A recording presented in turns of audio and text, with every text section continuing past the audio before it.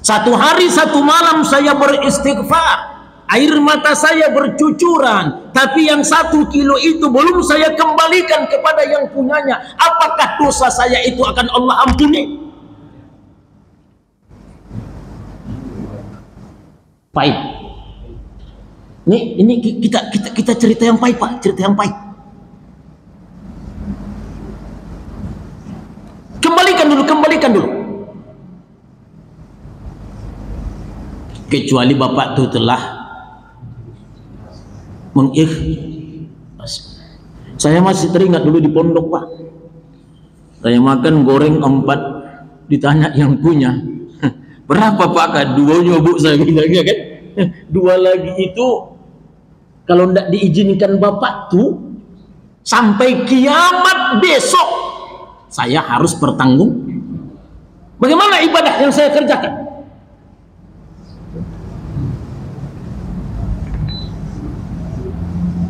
Bukan main. Kalau kita ingin membaca hadis itu, ya Allah, betapa banyaknya ibadah-ibadah saya yang tidak dilihat oleh Allah karena kezuliman saya kepada orang lain. Bu, bisakah kita tidak berhubungan dengan orang di dunia ini? Tidak.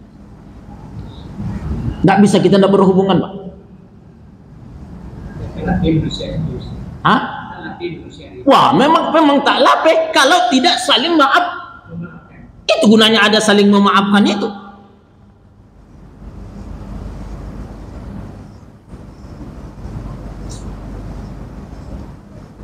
Kalau kita kaji-kaji, Pak.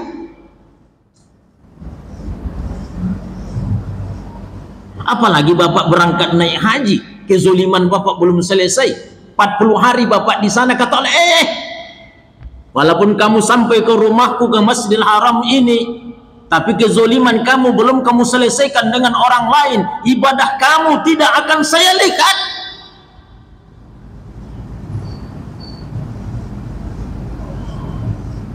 Makanya kan kebiasaan kita mau berangkat haji itu kan mengundang orang kita, Pak. Awak kasih makan, dia siap dikasih makan. Apa perkataan kita? Mohon maaf lahir dan batin, segala bentuk harta yang tidak halal saya minta dihalalkan hari ini. Kalau tidak Bapak Ibu, silahkan minta dengan saya. Kenapa? Karena kita akan berkunjung ke rumah Allah itu. Kita selesaikan kezaliman kita kepada orang lain. Kalaulah ini yang kita kaji-kaji, Pak, mungkin kita akan berkata, ya Allah, kalaulah mengandalkan ibadahku tak akan aku masuk ke dalam surgamu, tapi adalah rahmat dan kasih sayangmu yang saya mohonkan, ya Allah.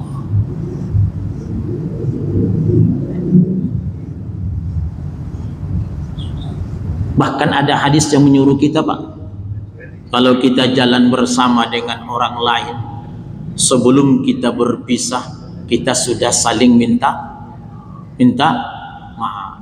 Saya dengan adik ini berangkat ke pasar sama-sama dari jam 10 sampai jam 12. Begitu pulang jam 1 di persimpangan diturunkannya saya berkata dengan dia, Pak, saya minta maaf selama perjalanan kita dari jam 10 sampai jam 12. Kalau ada yang salah, mohon saya maafkan. Ada enggak kita buat seperti itu, Pak?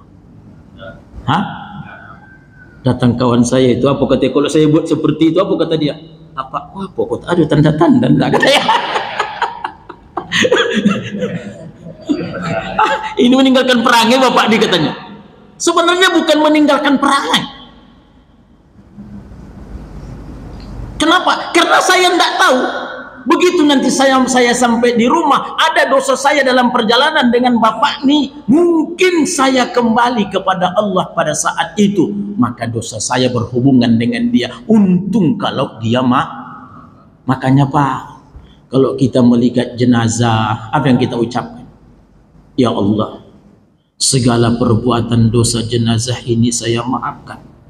kalau ada harta saya yang terambilnya saya izinkan agar dia lepas. Bisa enggak kita buat gitu, Pak? Jangan Bapak berpikir, dia lapi awak ndak awak tarike, katanya kan? Nah, dia lapi awak tarike. Kalau begitu, elok sama-sama.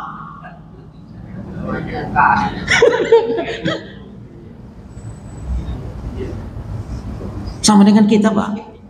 Begitu kita sudah sakit-sakit, langsung kita bilang dalam diri kita, ya Allah, segala perbuatan kezaliman orang kepada saya izinkan hari ini.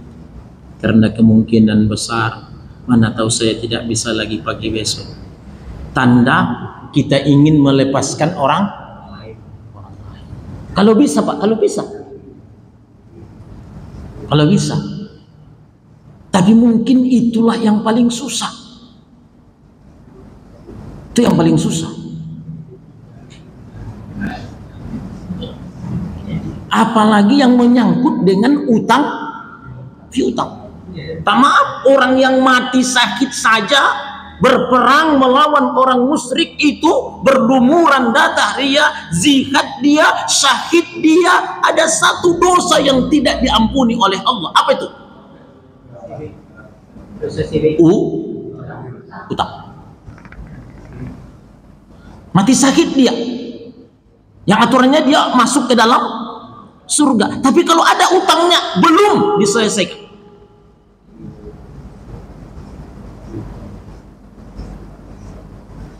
Inilah kaji kita malam ini. Udah mau masuk kisah. Ada pertanyaan, Pak? Maksud saya itu satu yang saya maksud, Pak, apa itu?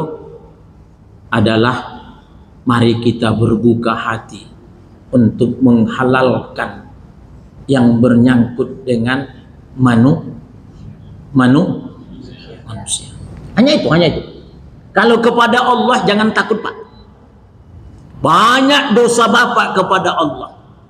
Insya Allah, janji Allah pasti diampuni oleh Allah kalau mau minta ampun. Tapi dosa kepada manusia, termasuk hal-hal yang kita zolimi dengan orang lain, tidak akan Allah ampuni sebelum kita saling rela merelakan, halal menghalalkan. Ada pertanyaan? Silakan. Tapi jangan Bapak pikirkan ya, Pak. Kalau Bapak pikirkan nanti sampai di rumah, mati saya ini. Itu Pak ya, Bapak. Nah, makanya Pak, seandainya saya misalnya punya utang dengan adik nih, saya ndak tahu lagi di mana mau saya bayar. Ahli warisnya pun tidak ada saya jumpai. Gimana solusinya ketika saya punya utang? Solusinya adalah, saya pertanyaan ini yang saya nantikan datang. Saya punya utang dengan abang tuh. Dulu hidup saya sempit. Sekarang alhamdulillah sudah. Saya mau bayar utang. Nggak tahu saya di mana orangnya lagi. Keluarganya pun saya nggak dapat. Kemana saya buat? Saya sedekahkan utang saya itu ke masjid. Saya wakafkan ke masjid atas nama Bapak tuh. Insya Allah di akhirat besok Allah akan berikan pengadilan yang adil dalam hidup kita. Kuncinya, Bu, mau membayar. Assalamualaikum warahmatullahi wabarakatuh.